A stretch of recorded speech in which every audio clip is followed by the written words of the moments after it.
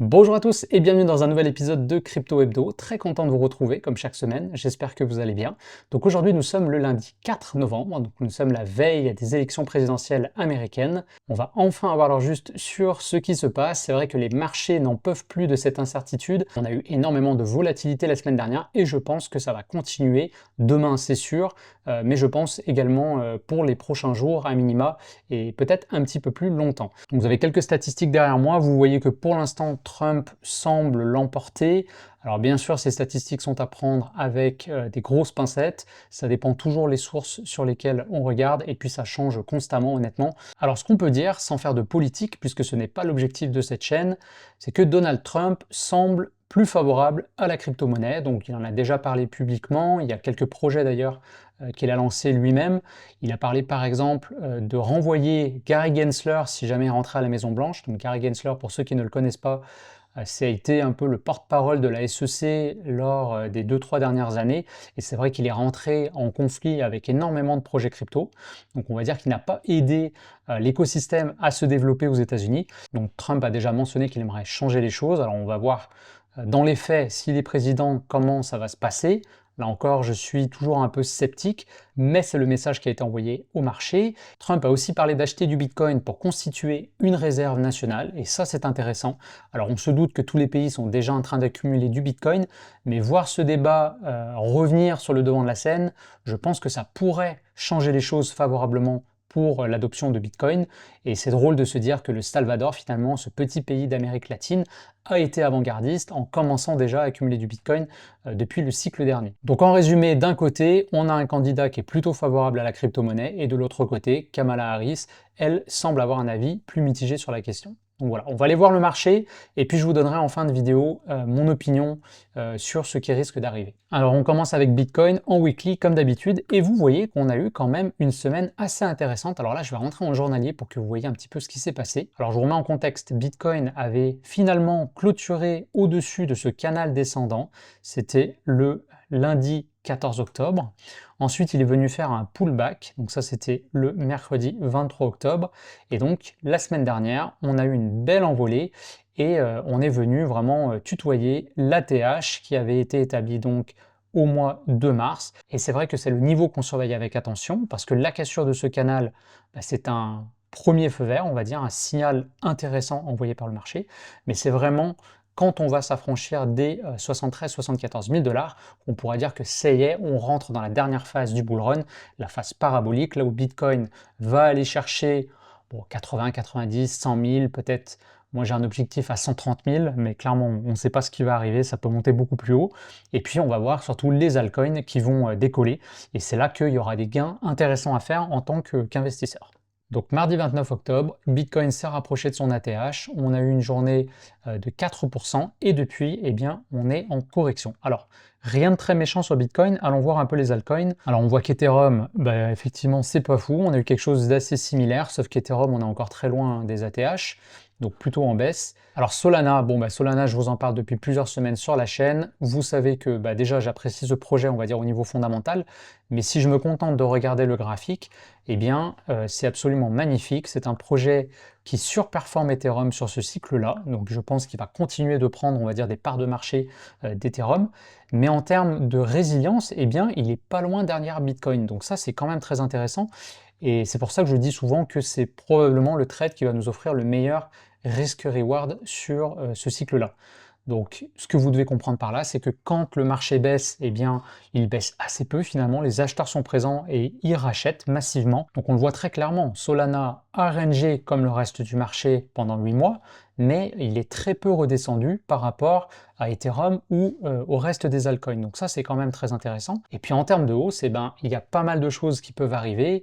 On parle de plus en plus de faire un ETF Solana. Si ça arrive, à mon avis, ce sera l'année prochaine. Donc ça va donner du fuel pour que le prix aille chercher beaucoup plus haut. Donc a priori, si Solana finit par sortir de son range et clôturer au-dessus, on va dire, des 200 $, eh bien je pense qu'on peut aller chercher beaucoup plus haut. À mon avis, les 400 $ ou même les 600 $ ne sont pas hors de sujet sur ce cycle-là. Alors maintenant, on va aller faire un tour sur les altcoins et on va commencer par les meme coins parce que je vous en parle depuis quelques semaines. Et je vous avais parlé notamment de Popcats. Alors on voit que là, on a eu une correction quand même assez importante. Là aussi, je vais me mettre en journalier pour que vous voyez un peu mieux. Donc Popcat avait fait un nouveau plus haut, c'était le mardi 29 octobre, là, donc quand le Bitcoin est parti, et le reste du marché qui l'a suivi. Et bah là, la correction, pour le coup, elle est plus importante, hein. On parle de 30% quand même en quelques jours, en à peine une semaine, donc assez violent comme mouvement baissier. C'est quelque chose qu'on a vu sur bah, pas mal toutes les altcoins en fait, hein, MOG, WIF. Donc c'est sûr que comme les meme coins avaient un peu plus surperformé, on va dire, dans les dernières semaines, on a l'impression que là, les investisseurs sont venus vraiment dérisquer ce type de position.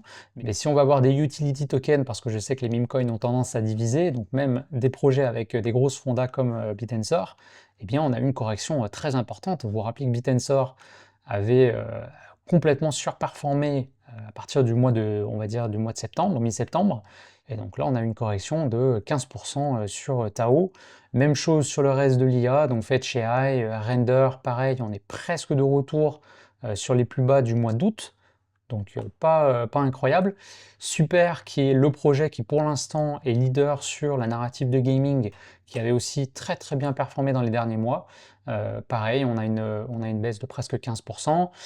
Donc voilà, bon, vous voyez, tous les projets sont rouges. Alors il y en a un quand même qui se démarque aujourd'hui, je trouve ça intéressant, c'est Dogecoin. Alors j'ai retrouvé ce tweet de Elon Musk, donc c'est récent, hein, c'était le 27 octobre, et on voit que à nouveau, bah, Elon Musk, qui a déjà été énormément associé au projet Dogecoin, je ne sais pas si vous vous rappelez de ça ou si vous l'avez vécu, mais lors du dernier cycle, à chaque fois qu'Elon Musk parlait du Dogecoin, le prix explosait. Donc Elon Musk recommence à parler du Dogecoin, vous savez probablement qu'il soutient Donald Trump dans son élection, mais je ne sais pas si vous saviez que Donald Trump lui a même proposé un poste, en fait, s'il est élu président, il pourrait le rejoindre pour créer notamment ce qu'il appelle le Government Efficiency Commission, et donc ça fait les lettres Doge. Donc je pense que c'est la raison pour laquelle Dogecoin en ce moment est dans le vert, et ça pourrait se poursuivre, donc si Trump est élu, à mon avis, Dogecoin devrait en bénéficier. Donc voilà, encore une fois, attention, c'est de la grosse spéculation. Je me contente de relier les points et d'essayer de voir un petit peu ce qui se passe. Mais en tout cas, d'un point de vue technique, parce que au final, moi je prends toujours mes décisions d'investissement basées sur l'analyse technique. Donc là, on voit que la résistance, je vais vous la tracer, ce sera plus visuel, ici, qui avait été travaillée toute l'année dernière, a été cassé au mois de mars, hein, comme le reste du marché. Dogecoin avait bien monté. Et là, dans la correction qu'on a eue, eh bien, ce niveau a joué son rôle. Les acheteurs étaient présents. La moyenne mobile 200 a bien tenu. La moyenne mobile 50 est positionnée au-dessus. On est reparti mi-octobre. Et la semaine dernière, on a trouvé le moyen de finir dans le vert, malgré la baisse que je vous ai montrée juste avant sur la plupart des projets, donc memecoin ou autres. Donc c'est intéressant.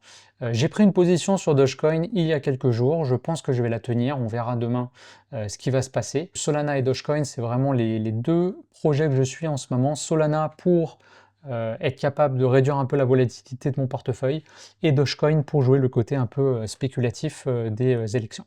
Sinon, au niveau marché, rapidement, on voit qu'on a eu aussi une petite correction sur le SP500, rien de bien méchant. On va peut-être venir retester cette résistance-là. Nasdaq, même chose, alors pas mal de volatilité là aussi. On attend de faire un nouveau plus haut. Nvidia, petite correction. Tesla aussi, vous vous rappelez, Tesla a fait une très très belle semaine. C'était le 20 octobre, on a fait presque 23%. Donc là, il y a une petite correction, mais pour l'instant, il tient bien.